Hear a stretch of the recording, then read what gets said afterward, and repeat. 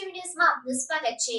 ભરૂચમાં એકતા એ જ લક્ષ્ય નારી શક્તિ શાખા દ્વારા ગાયત્રીનગર પ્રાથમિક મિશ્ર શાળાની કન્યાઓને સૂકા મેવા અને શૃંગાર કીટનું વિતરણ કરાયું। ભરૂચમાં નાની બાળાઓમાં ધર્મ જાગૃતિ અને હિન્દુ ધર્મના તહેવારોનું મહત્વ સમજાય અને સંસ્કૃતિની જાળવણી થાય એવા હેતુથી ગાયત્રીનગર પ્રાથમિક મિશ્ર શાળામાં સૂકા મેવા અને અન્ય શૃંગારની વસ્તુઓની કીટનું વિતરણ કરવામાં આવ્યું હતું।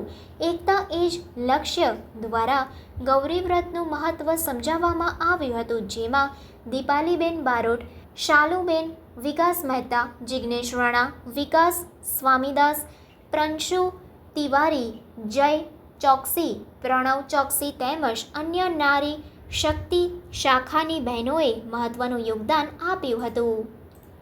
Reporter Ketan Mehta, crime reporters TV news, Bharuch.